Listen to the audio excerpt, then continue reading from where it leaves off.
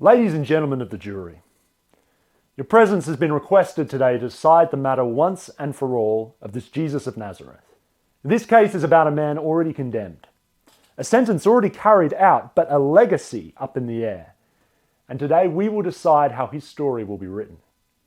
I stand with the people, the nation, and on behalf of the prosecution, I propose that he was a troublemaker, a dissenter, one who came to intentionally stand against the societal norms that he lived in, to stir up the masses, causing confusion and breaking laws as he did so. I stand here today to present the case that this rebel, this disrespecter of the law, should be remembered as such, an agitator, an insurgent, and a criminal. Ladies and gentlemen, my learned friend presents a strong case against this Jesus of Nazareth, but nothing is decided yet. Throughout the course of this trial, we will hear eyewitness testimonies of the man and his actions, and we invite you to decide whether there was far more going on here than meets the eye. The prosecution and I stand here with opposing views, but I actually agree with much of what has been said. Trouble was made. Laws were broken. That much is clear from the stories we already know, but the real question should be why.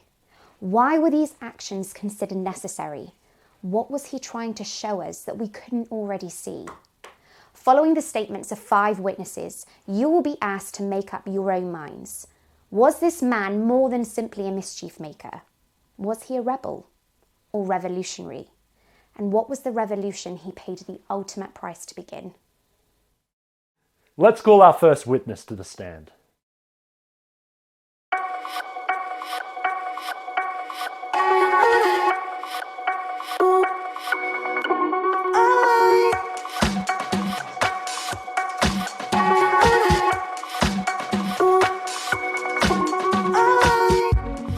If there's one thing we know how to do, it's throw a good party. Festivals, Sabbath meals, whatever it is. You are going to get good food, good dancing, and a good time. It's our goal to party hard whenever we can. Not in the temple, of course. But give us a wedding, for example, and we are ready to go.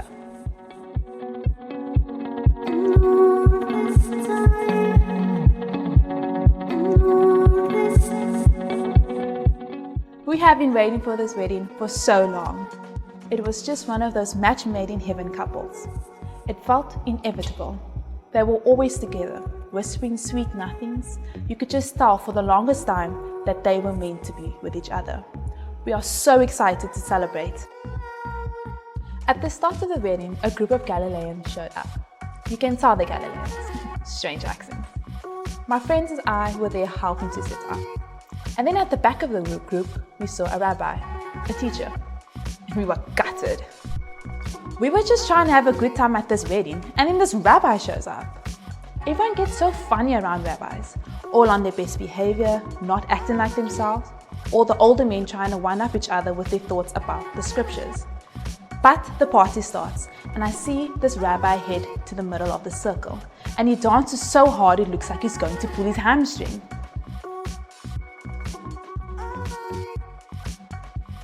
Now, have you ever been to a wedding where the playlist is great and everyone is on the dance floor, and then that one song comes on and kills the mood? Some uncle came over to add their favorite song to the playlist and everyone leaves the dance floor. Well, this starts to happen when the wedding nearly runs out of wine. Nightmare scenario. The rabbi's mom comes over and pulls him off the dance floor. He kind of looks gutted to be leaving his guys. I follow them. I'm interested to see what's going on. I see all these people filling up massive jars with water. He places his hand on the jars. He prays. And that's it. One of the waiters heads over to the MC at the wedding and gives her a glass. Can we take a moment to celebrate and raise our glasses to give honor to the bride and groom and their families? I've never tasted such good wine this late into a wedding. This is the best wine I have ever tasted. How? I watch water go in the jars and wine come out. This man, this rabbi, he's some kind of miracle worker. We've all heard stories of the prophets. Could he be like them? Whoever this man is, whatever he's here for, all I know is that he really cares about this dance floor, this couple, and all of us having a good time. If that really was a miracle, it was a miracle of joy, the joy of God. This isn't the same kind of teacher that we all know of. There's something about him exuding a different kind of joy, of life, and the abundant life flowing from him and hitting those around him. So the party went on. We danced and danced till the early hours. The rabbi, Jesus setting the tone. The joy of God is moving with us. Well, here is a prime example of all that I've already told you. A man disguised in imitation of a holy teacher, but here to cause revelry. A miracle moment that provided alcohol, his first miracle on record even, and then he dancing and throwing himself right in the middle of it all. Isn't it his responsibility to live a life set apart, above reproach? He sounds like no other rabbi that I know. Do we need this kind of leader?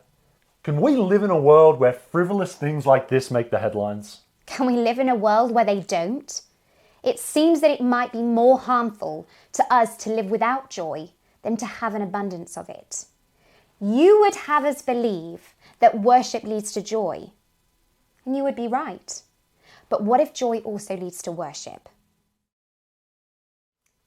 Let's invite our next witness. Well, Jesus came back from his solitary time that morning with a certain glint in his eyes.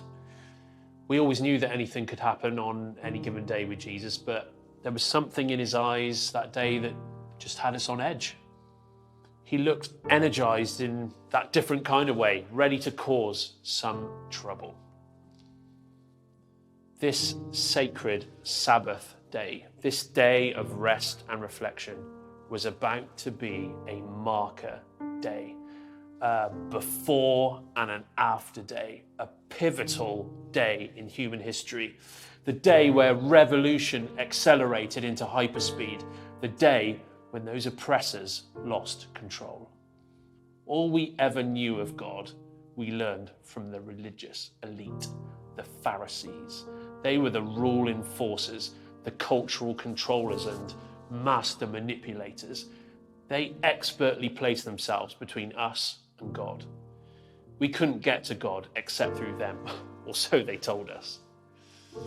The Pharisees perfectly encapsulated religion, embodying the do's in public and the don'ts in private, hypocrites of the highest order, redirecting worship away from God and towards themselves.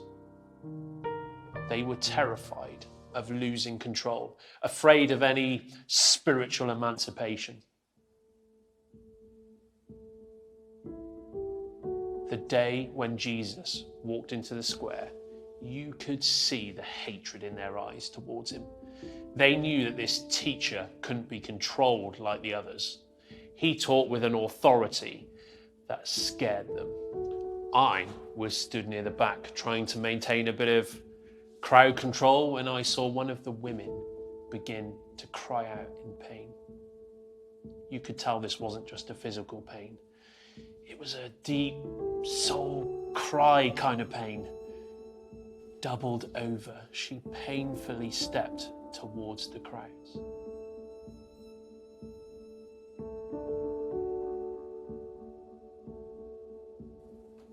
He looked at her, deep into her eyes, as if he was looking at the condition of her very soul. Barely loud enough for anyone else to hear, he said, "Woman, you are loosed from your infirmity."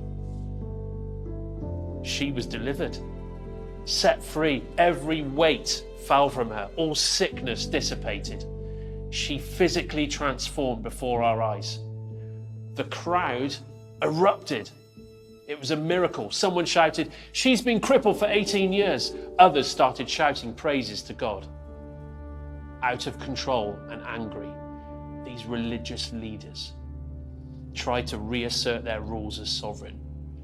They really, truly believed that their laws were more important than the one who had existed before all of time. They shouted at the crowds. You could feel the tension, the heaviness beginning to set back in as the joy of freedom began to be traded in for religious bondage once again. But Jesus, he countered calling out their hypocrisy and judgment. He was no longer putting up with the manipulation and the oppression of religious dogma. He showed what our God really cares about. You and me, his children. Things shifted irrevocably that day. Love and compassion defeated religion and control. And you know, I think we found it. The one we've all been waiting for. Our Messiah has arrived. The law is written in black and white. We do not work or gather or reap or sow on the Sabbath. The holiest of days is for rest and worship and peace. It is laughable to me that you would suggest that this is not a direct breaking of our ancient laws. The man's actions are work. Holy work, yes, but work nonetheless.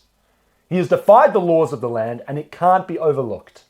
The laws that you describe have stood in our land for generations, and in that time they have been added to, expanded upon, and transformed into instructions that no longer communicate the heart of God. They are traditions instead of insights into God's will for us. In fact, they limit the very thing we, the people, are asked to devote our lives to: love, care, compassion for others. God is justice and requires that we live our lives to a code that he gave us, a code that ensures order and fairness. The law must be upheld above all. Law over all? Are you sure? Law over sin, yes. Law over poor choices, of course. But law over people, over humanity, over love? I think that kind of legalistic thinking, the kind that causes us to see the rules first and people second, is exactly what he came to overthrow. Next.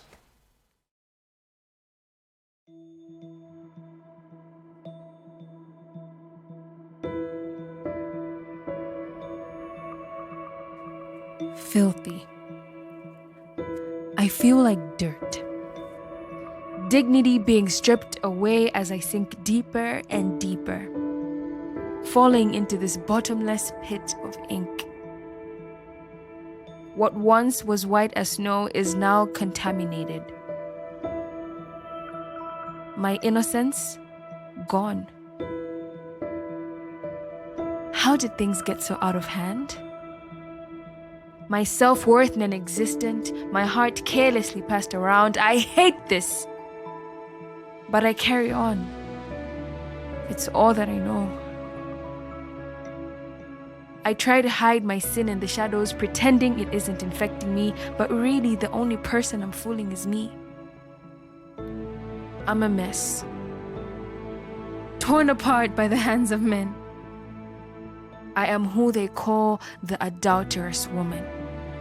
Dragged by the public, judgment is in the atmosphere, a mocking crowd, condemnation is in the air, men and women of all ages with disgust in their eyes. Shouts amplified in anger, I don't blame them. I would do the same if I was them. I deserve it. Go ahead. Go ahead, stone me. This is the day I receive punishment for my sin. Stoned by the very hands that touched me, the day the wives of all these men revenge. Is this the day that I die? No. This is the day you find life. The sinless one among you, go first. Throw the stone.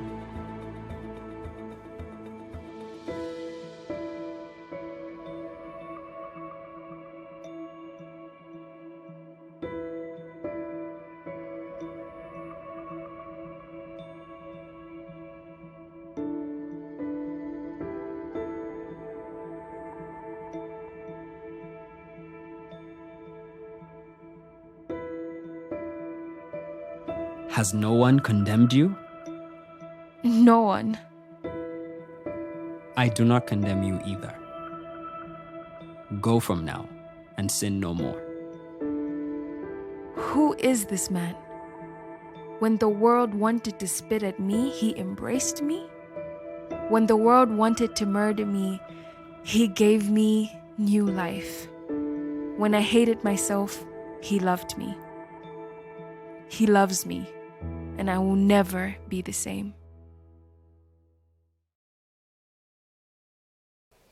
Once again, a disregard for the laws of our people.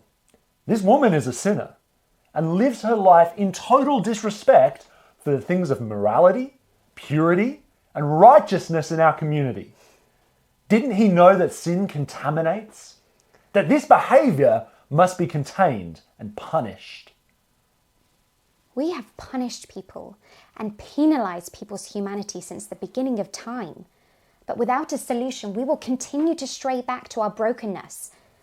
Jesus was not permitting her lifestyle. He even told her, "Go and sin no more." But rather than sealing her into her decisions, he offered her a way to step out from them.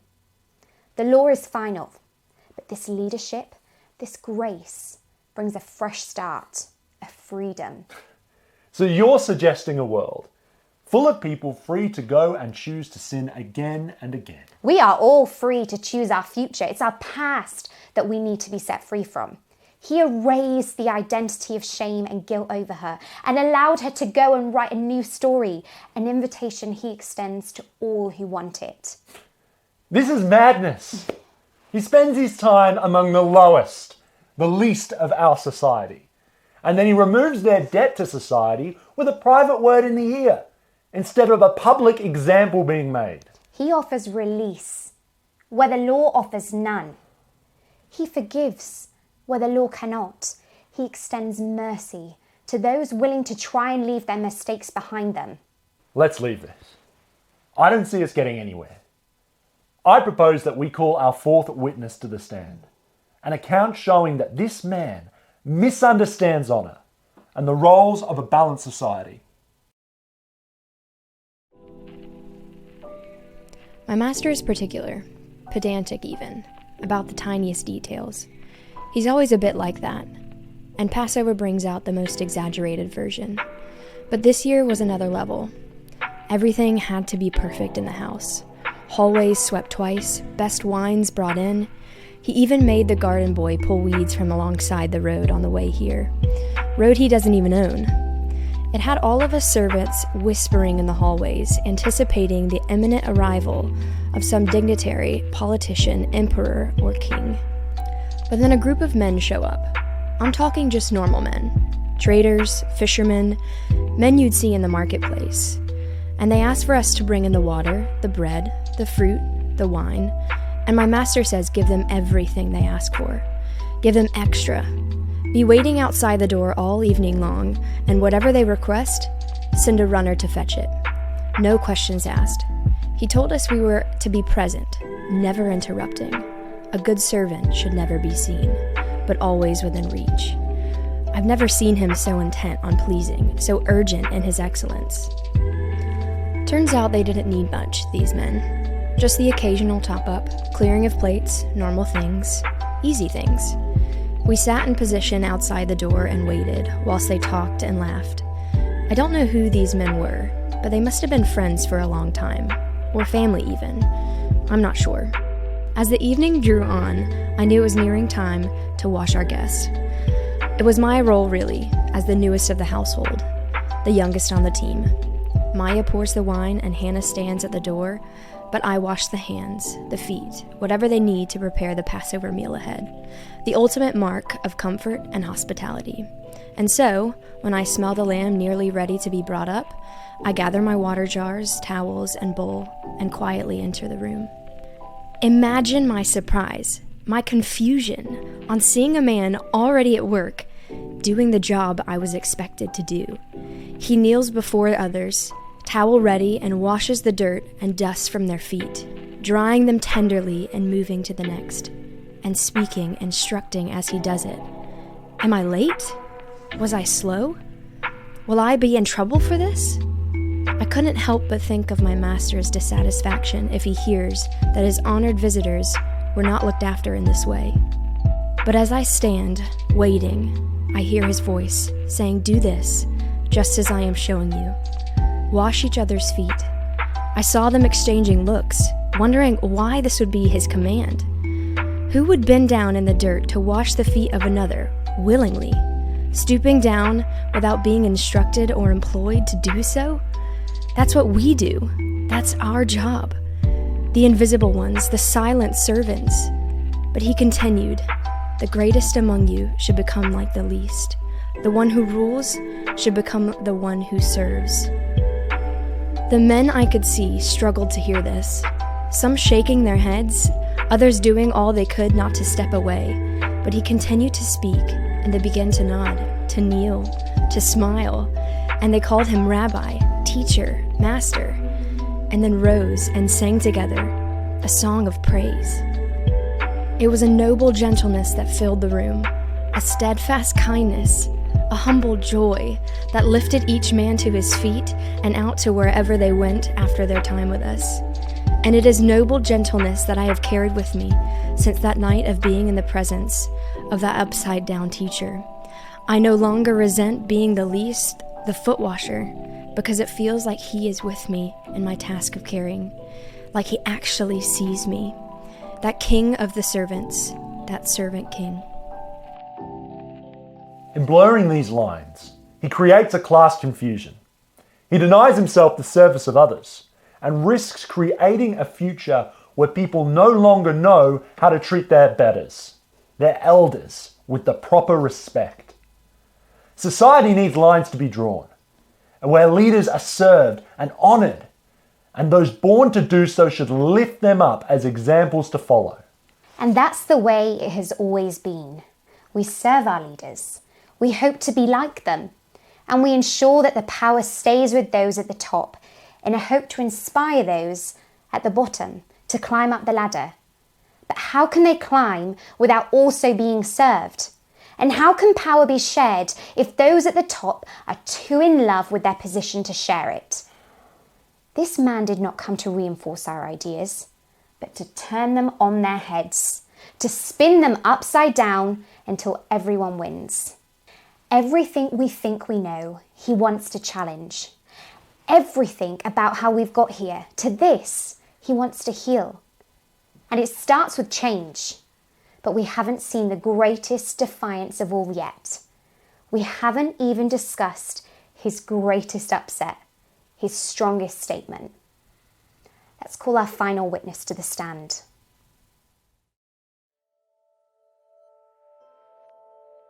Everyone was talking about it, the latest contender in a long line of men to claim the title of Messiah. It wasn't a new thing on the streets of Jerusalem for a stranger to ride in on his ego, his delusion, and claim to be the one we're all waiting for. Most of them profess healing powers, spiritual knowledge. This one even claimed to be the Son of God, so they said. I never actually heard that come from his mouth, but the rumors were circling of something along those lines. The audacity of it. I had to go. I had to watch this criminal pay. To take the sacred name of God for yourself, the man cannot get away with that. There were 3 of them that day, released from their holding cells to make the long journey up the hill and to their end. And I knew immediately which one was him, with his back raw and open like that, and a crown of thorn on his head. Somebody's idea of a joke, I suppose. He already looked in bad shape, with the worst still to come. There's something about being confronted with death. You can see it in a condemned man's eyes. The men he walked with had that washed out, lights off look about them. Panic. No, dread. He kept his head down, but I'm sure his face was looking the same. You can't unsee that look. And no matter what a person has done, you can't help but carry a little sorrow for them, with that fate waiting. I'm not excusing what a man has done. We all have to pay for our crimes, don't we? I'm just saying that as those men climbed their hill, every one of us was watching was grateful we weren't in their shoes, trudging forwards when everything in them must have been screaming to run, to get away from here, even to retreat back to their cells. Prison is better than this. Anything is better. And heaving those huge crosses, rough and violent, the very symbol of death, upon their dread-filled shoulders. It's difficult to watch. more difficult still to tear our eyes away, as if the final thing we can offer these men is our attention.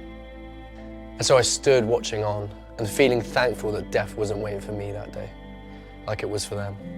Feeling more aware of every breath, filling my lungs and drifting out again until a guard grabbed me by the shirt and hurled me forward into the road.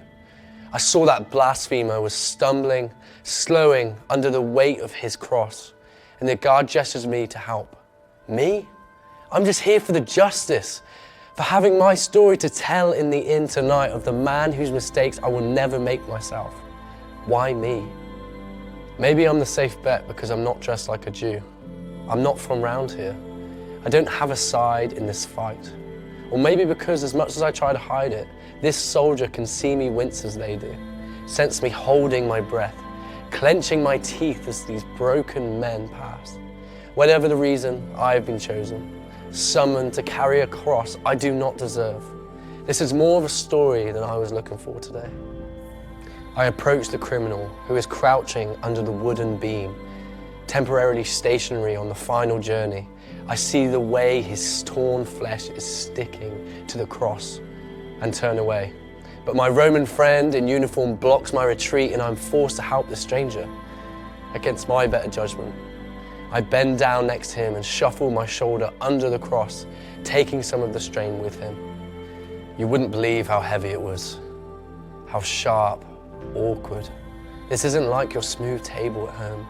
It's raw, splintering wood at your neck as you walk.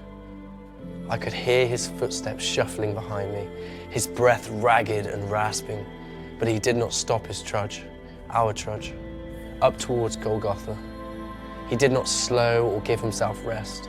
We hauled this timber tormentor, all 4 meters of it, higher and higher, until the ground began to level under our feet. The cross was lifted off us, and the guard motioned to me to leave. I turned to look at him, this supposed king, this condemned man. His eyes met mine, but bore no sign of the dread and fear that I have seen in others. They were not diminishing, dulled by the pain and the angst of what lay ahead. They were alight, flaming. Come to think of it, I've never seen eyes like them, like he was on fire inside, like he could see straight through me. I opened my mouth to say something to the man, but he reached out and touched my shoulder. And all the breath left my body for a moment. And he nodded slowly. And I wasn't looking at a stranger anymore, but an old friend, a brother. That's the only way I can describe it. Like words weren't even necessary because in that moment, we knew each other. And I could see in his blazing eyes, he had seen me fully. He had seen my past, my glories, my mistakes, my secret shames. He had seen my pain, and more than that, he had felt it. He was feeling it, perhaps even more than the lashings and lacerations he felt now. And he was holding them with me and taking them from me. I could not form words in those short seconds he took all my weights away. But the moment was ripped apart by the guard shoving me back to the crowd and pushing this man down to be attached, finally, to this cross that connected us. It was a strange thing that as hammer fell to meet nail, the crowd, who usually roared to a crescendo, at that brutal moment fell to a hush. And I thought that perhaps even those who hadn't been able to meet his eye could still sense his power, his devotion to take a man's burdens and wash him clean. And when the hours had passed and his head fell forward for the last time, I turned my face away and noticed the stain of his blood on my shoulder.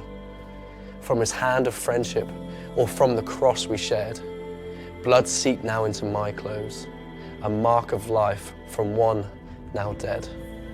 I wasn't the only one in the crowd to drop to my knees as the sky cracked above us, opening to let him in, I suppose. And it occurred to me in that moment that maybe all I had heard about him had been true. Maybe he was the one promised, heaven's son. Maybe he had not only taken my pain in that moment, but others too, and carried it out of this world and far away from us. And maybe on this day of death, of paying debts and cleansing guilt, he had been the only innocent among us. So the innocent dies and the guilty lives. Why? The innocent dies so that the guilty can live, so that all can live. All who have sinned and fallen short of the glory of God can still be accepted by him if they accept this grace. This is dangerous talk. This is the kind of thing that starts revolution. He is starting a revolution if people choose to follow. It's rebellion. It's an utter disrespect for our laws.